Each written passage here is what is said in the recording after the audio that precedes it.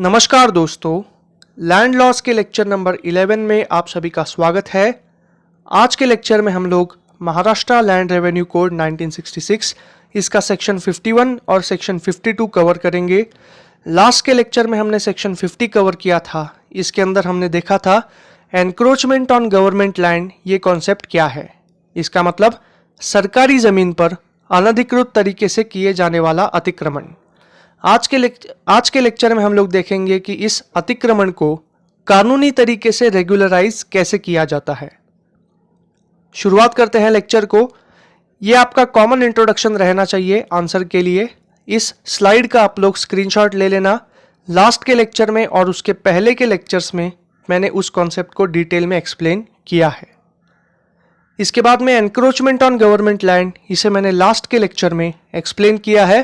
फिलहाल government land का मतलब आप सिर्फ इतना समझ लो, ऐसी ज़मीन जिसका मालिकाना हक सरकार के पास है। एनक्रोचमेंट ऑन गवर्नमेंट लैंड का भी मतलब मैंने आपको लास्ट लेक्चर में समझाया था। फिलहाल आप लोग सिर्फ इतना समझ लो कि सरकारी ज़मीन पर अनधिकृत तरीके से agricultural purposes, non agricultural purposes या फिर फेरी के धंधे के लिए किया जाने वाला अनधिकृत अतिक्रमण। सेक्शन 51 में हम लोग देखेंगे कि इस एनक्रोचमेंट का कानूनी तरीके से रेगुलराइजेशन कैसे होता है।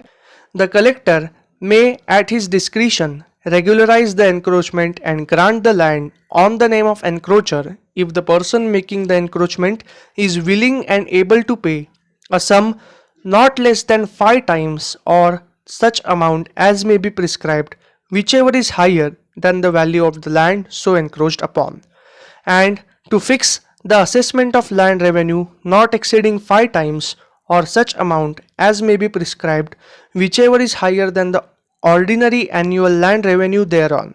Then such land and land revenue may be granted to the encroacher on the terms and conditions as the collector may impose, subject to the rules and regulations made in this behalf, and then to cause the said land to be entered in the land records in the name of the said person. इस slide के अंदर section 51 का पहला हिस्सा है और इसे समझने के लिए मैं आपको एक छोटा सा एग्जाम्पल देता हूँ। इमेजिन करिए मिस्टर ए ने गवर्नमेंट की ज़मीन पर कब्जा किया है जिसकी मार्केट वैल्यू है 1 लाख रुपया और गवर्नमेंट को उस ज़मीन से 1000 रुपये तक एनुअल लैंड रेवेन्यू या फिर प्रॉपर्टी टैक्स मिलता है। अब कलेक्टर ने मिस्टर ए को निकल जाने के लिए एविक्शन नोटिस निकाल दिया। मिस्टर ए ने कलेक्टर के सामने ये प्रस्ताव रख दिया कि इस ज़मीन की 1 लाख रुपया मार्केट वैल्यू है, मैं आपको इसका 5 गुना से ज़्यादा, इमेजिन करिए 7 लाख रुपया देने को तैयार हूँ और 7000 रुपया इसका मैं आपको प्रॉपर्टी टैक्स देने को तैयार हूँ। अब कलेक्टर के पास यानी रेवेन्यू कलेक्टर के पास 2 ऑप्शन है, या तो मिस्टर ए को उस ज़मीन से हटा दिया जाए यानी एविक्शन किया जाए या फिर उस प्रस्ताव को स्वीकार कर दिया जाए। ये कहता है सेक्शन 51 का पहला हिस्सा। सेक्शन 51 के दूसरे हिस्से में क्या है ये मैं आपको अभी से बता देता हूँ। कलेक्टर ने अगर वो प्रस्ताव स्वीकार कर लिया यानी 7 लाख रुपया और 7000 रुपया एनुअल लैंड रेवेन्यू स्वीकार कर लिया तो कलेक्टर को एक पब्लिक नोटिस निकालना पड़ेगा कि मैं ऐसा ऐसा कर रहा हूँ, मिस्टर ए ने इस ज़मीन के ऊपर कब्जा किया है, किसी को भी अगर ऑब्जेक्शन है या फिर सजेशंस है तो इतने स्टिपुलेटेड टाइम पीरियड में आप हमको बता दो। अगर पब्लिक नोटिस निकालने के बाद किसी का भी ऑब्जेक्शन नहीं आया तो सेक्शन 51 के इस हिस्से के जरिए then the land and the land revenue may be granted in the encroacher on such terms and condition as the collector may impose, यानी इस हिस्से के जरिए कलेक्टर उस एनक्रोचर पर कुछ टर्म्स एंड कंडीशंस लगा देगा और उन टर्म्स एंड कंडीशंस के जरिए उस एनक्रोचर का नाम प्रॉपर्टी रिकॉर्ड्स में और प्रॉपर्टी टैक्स रिकॉर्ड्स में शामिल किया जाएगा, यानी उस एनक्रोचर का नाम 7/12 उतारा में चढ़ जाएगा और उस जमीन के प्रॉपर्टी टैक्स के बिल पे चढ़ जाएगा। यह कहता है सेक्शन 51 इसका पहला हिस्सा। सेक्शन 51 का दूसरा हिस्सा, provided that no land shall be granted as per the aforesaid procedure unless the collector gives public notice. जैसा मैंने आपको अभी कुछ समय पहले बताया, कलेक्टर को एक पब्लिक नोटिस निकालना पड़ेगा जिसका कंटेंट क्या होगा, notice of his intention to do so in such manner as he considers fit and considers any objections or suggestions which may be received by him before granting the land as aforesaid. इसका मतलब collector ये बोलेगा कि mister A ने कब्जा किया है और वो इसके 5 गुना से ज्यादा अमाउंट देने को तैयार है, किसी को ऑब्जेक्शन है तो इस स्टिपुलेटेड टाइम पीरियड में मुझे जवाब दे दो। ये सारी प्रोसीजर का जो खर्चा है वो मिस्टर ए से यानी एनक्रोचर से वसूल किया जाएगा। अगर मिस्टर ए ने वो देने से मना कर दिया तो उनका अरियर ऑफ लैंड रेवेन्यू यानी उनका प्रॉपर्टी टैक्स का बिल बाकी है, इस तरीके से उनसे वो वसूल कर दिया जाएगा। यानी अगर इस पब्लिक नोटिस की प्रोसीजर के लिए अगर 5,000 रुपया आ गया तो उनके एनुअल लैंड रेवेन्यू के बिल में वो 5,000 रुपया ऐड कर दिया जाएगा। ये कहता है आसानी से, मतलब आसान शब्दों में इसका आखिरी पार्ट। इसका मैंने आपको अपने ओन वर्ड्स में एक्सप्लेनेशन दिया है।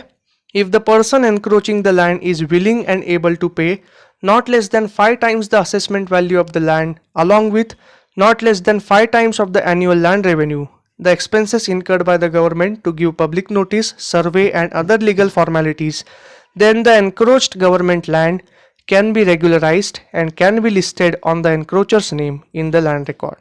इसका मतलब गवर्नमेंट की मार्केट वैल्यू के 5 गुना या फिर उससे ज्यादा, गवर्नमेंट के लैंड रेवेन्यू का 5 गुना या फिर उससे ज्यादा, और गवर्नमेंट को पब्लिक नोटिस और बाकी फॉर्मेलिटीज करने में जो खर्चा आता है वो अगर एनक्रोचर देने को तैयार है तो उसकी एनक्रोच की गई जमीन इसे रेगुलराइज किया जा सकता है। ये कहता है सेक्शन 51। और सेक्शन 52 ये क्या कहता है, how do the valuation of land and land revenue is calculated. इसका मतलब मैंने आपको आंसर में बताया था, मतलब एग्जाम्पल में बताया था कि मिस्टर ए ने जिस जमीन पर कब्जा किया है उसकी मार्केट वैल्यू 1 लाख है। अब ये मार्केट वैल्यू 1 लाख है, ये मैंने कैसे कहा, तो ये हमें बताता है सेक्शन 52। मैं पहले रीड आउट कर देता हूं। For the purposes of section 50 and 51 the value of the land that has been encroached upon shall be fixed by the collector according to the market value of similar land in the same neighborhood at the time of such valuation, and the annual revenue of such land shall be assessed at the same rate as the land revenue of similar land in the vicinity। Government बाकायदा उस land का सर्वे करता है जिस land के ऊपर कब्जा किया है। इसके अलावा लैंड का वैल्यूएशन कैसे निकालते हैं, गवर्नमेंट का एक रेडी रेकनर का फॉर्म होता है। गवर्नमेंट एक बुकलेट निकालता है जिसके अंदर जिस एरिया में आप लोग रहते हैं, चाहे वो ग्राम पंचायत है, चाहे वो नगर परिषद है, चाहे वो महानगर पालिका है, वहां पर आप जिस वार्ड में रहते हैं या फिर जिस ब्लॉक में रहते हैं उसका रेडी रेकनर निकाला जाता है। और रेडी रेकनर यानी उस एरिया के मार्केट रेट का वैल्यूएशन। ये जो वैल्यूएशन है ये कलेक्टर डिसाइड करता है, यानी रेवेन्यू कलेक्टर डिसाइड करता है। The collector's decision as to the value of the land and the amount of land revenue or assessment payable for the land encroached upon shall be conclusive। इसका मतलब land revenue का जो assessment है, चाहे वो ready reckoner का भी हो, चाहे वो एनक्रोचमेंट के रेगुलराइजेशन के लिए जो अमाउंट पे करना है उसका भी valuation revenue collector is the supreme authority. Revenue collector के डिसीजन को आप अपील नहीं कर सकते क्योंकि रेवेन्यू कलेक्टर को ही वो पावर दिया है कि लैंड का वैल्यूएशन किया जाए। And in determining the amount of land revenue occupation for the purpose of for the portion of a year shall be counted as a whole year. इसका मतलब जब रेवेन्यू कलेक्टर सर्वे करता है और एनक्रोचमेंट का रेगुलराइजेशन करता है तो आपने जितने भी समय के लिए एनक्रोचमेंट किया हो, 1 साल से अंदर अगर होगा, जितने भी समय के लिए आपने किया हो वो पूरा 1 साल गिना जाएगा। जो मैंने अभी आपको एग्जांपल बताया था कि मिस्टर ए ने गवर्नमेंट लैंड का एनक्रोचमेंट किया था, अगर वो एनक्रोचमेंट सिर्फ 4 महीने के लिए भी होगा तो भी कलेक्टर पूरे साल का वैल्यूएशन निकालेगा और पूरे साल का एनुअल लैंड रेवेन्यू उस इंसान से यानी मिस्टर ए से वसूल करेगा। सिर्फ 4 महीने का नहीं, पूरे साल का। और इस डिसीजन के खिलाफ अपील नहीं हो सकता, यह कहता है सेक्शन 52। सेक्शन 52 का सिंप्लीफाइड वर्जन ये है, valuation of the land being encroached and assessment of the land revenue on the encroached land will be done by the revenue collector.